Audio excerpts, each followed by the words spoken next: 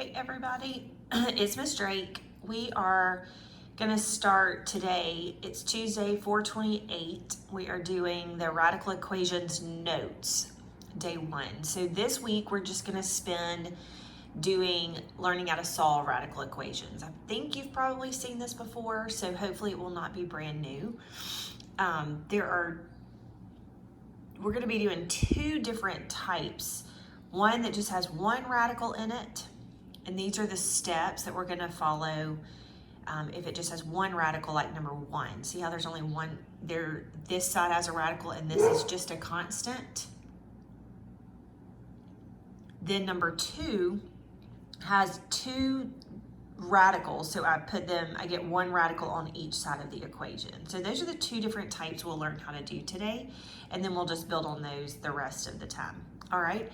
One thing I want to start with, just a little extra, it's not on here, just the idea of how we get rid of that radical in each equation, so to be able to solve it. Because notice that our variable is underneath the radical every time. So in order to solve for that variable, we have to remove the radical. All right, so remember we learned that if I take square root of 7 and multiply it by itself, it removes that radical. Square root of times 7 times square root of 7 times square root of 7 is 7. So it removes that radical. So I could say the same thing if I squared that. So if I just took the square root of 7 and squared it, that's the exact same thing as multiplying it by itself, and it removes that radical, okay? So that's the premise behind what we're doing today. So we're gonna start with number 1 that has one radical. So my step says to isolate the radical. All I mean by that is to get the radical where it is by itself. So there's not a number multiplied in front of it, and there's not a number added or subtracted to it, like on number 3. See how it has a -4 outside? So I would need to remove that. All right, so we're gonna start with this one. The radical is by itself. So now I'm gonna square both sides. So the way I do that is I'm just gonna raise that side. I gotta make sure you can see it. All right, so what I'm gonna do is square both sides. So on the left, you end up with m plus 1, because when I squared that radical, it just removed the radical. So I'm just left with what's underneath the radical. So m plus 1, and y'all know that 11 squared is 121. So I isolated the radical, I squared both sides, and now I'm going to solve the radical. Solve the equation. You know how to do that. I'm just gonna get the m by itself. So I subtract 1, and I get m is equal to 120. Pretty simple, all right? Hold on one second.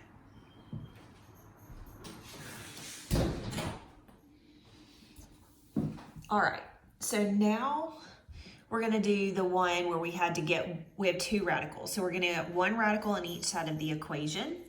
So it's already like that for us. So now I'm gonna square both sides because that will remove both of those radicals. So on the left side, it just removes the radical and leaves me with what's underneath it. On the right side, it does the same thing. Removes the radical and leaves what's underneath it. Now I just need to solve that equation, which is pretty simple. And I get y is equal to 2. Remember, guys, you can always plug these things back in and make sure that they actually do work. Like if you wanted to check your answer, you certainly could. Like on number 1, if I plugged 120 in for m, 120 plus 1 is 121. Square root of 121 is 11. So you can do that in your calculator or just do it in your head, however you would like to do that. And make sure that they work out. All right, let's do number 3 now.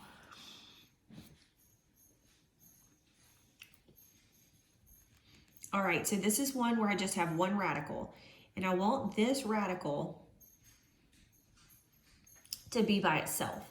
So I'm going to add 4 to the other side, so that when I isolate the radical on this one, what I'm doing is just getting it so it's alone on one side of the equation. So I get square root of 2y is equal to 12. Now, after I've isolated the radical, I can square both sides. So square both sides. That leaves me with 2y is equal to 144. Divide both sides by 2, and y is equal to 72.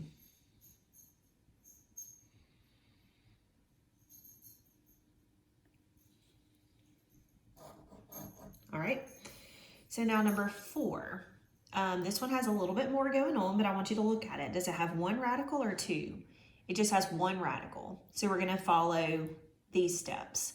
So the first thing I've got to do is isolate the radical. And I see two different things going on here. I see that I have a 3 multiplied in front and I have a 7 added to the back side of that radical. So what I'm going to do is, first thing you would want to do is add or subtract anything away, just like you're normally solving an equation. So I'm going to subtract 7 and move that, move the positive 7 away. Now I can deal with the 3 that's multiplied in front and divide that away. So that's going to be the square root of 6x is equal to 4.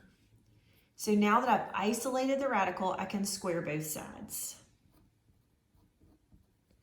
So that's going to give me 6x is equal to 16. Solve your equation. I'm going to divide both sides by 6. This fraction reduces to 8 over 3, or you could leave it as a decimal, it doesn't matter, but you're just reducing that fraction, you get 8/3.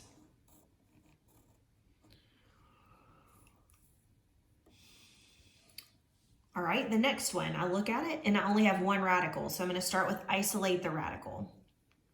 All right, so the only thing I see is this 5 multiplied in front. So that's where I would start, is divide the 5. And I would have square root of 2x is equal to 4. Once you've isolated the radical, then you can square both sides. 2x is equal to 16. Divide by 2. X is equal to 8. All right, hopefully you're catching on and you get the hang of it. Hope that you guys are doing well and did okay on the quiz that you took yesterday.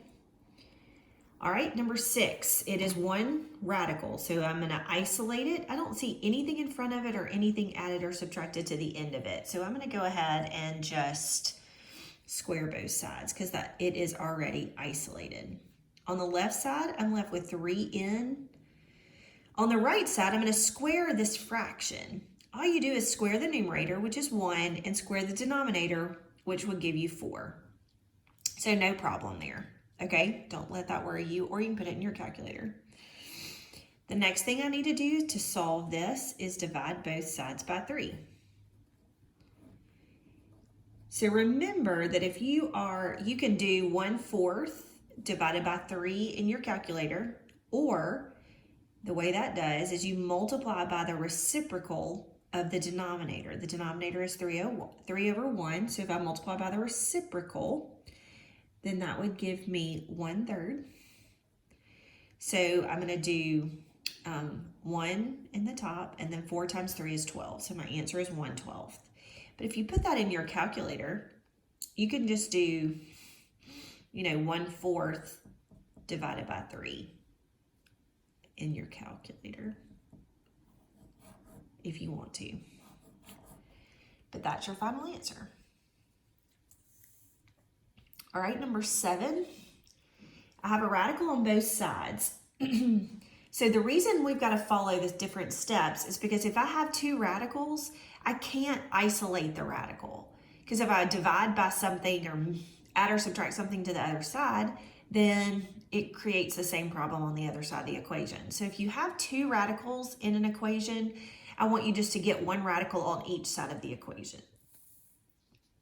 So for number 7, since I have 2 radicals, I just want to separate them across the equal sign, and they are. So there's nothing to do. We're going to go ahead and raise both sides, or square both sides. On the left side, I'm just left with x. Be careful, because on the right side, I have to square the 2 that's in front and the radical 3. But y'all know how to do that. That's going to be like 2 squared times radical 3 squared. So that is 4 times 3, which is equal to 12. And that is my final answer, because there's not any more solving that needs to happen. So the 4 comes from here and the 3 comes from here. And then I just multiply them together and get 12. All right, number 8 just has 1 radical, and it is isolated. There's nothing around that radical. So I'm going to square both sides. On the left, I'm just left with m over 3, which is what is underneath the radical. And on the right, I'm left with 25. All right, so now I'm just going to multiply both sides times 3 to solve. And I'm going to get m is equal to 75. All right, last one. I have 1 radical, and I have to isolate that radical because it has this plus 2 out beside it. So the very first thing I'm going to do is just subtract the 2 to the other side. And I get square root of 5x plus 1 is equal to 4. All right, now that it's isolated, I can square both sides. On the left, the radical goes away, and I just have 5x plus 1. On the left, and then on the right, I have is equal to 16. So you're going to subtract, just solve. So subtract 1. And x is equal to 3. All right, that's the end of notes for today. Those were great. I want you at the bottom of your page to write, I'm sorry, I didn't even show you that. It's x equals 3. At the bottom of your page, I want you to write something that you're thankful for, or something that is good that has happened to you in the last few days. So I'm super thankful that we are staying healthy and that all is well in my family, and that I'm still able to see you guys on Google Meets. So write me something at the bottom of your notes that you are thankful for, and that'll make my day. Y'all take care. Bye.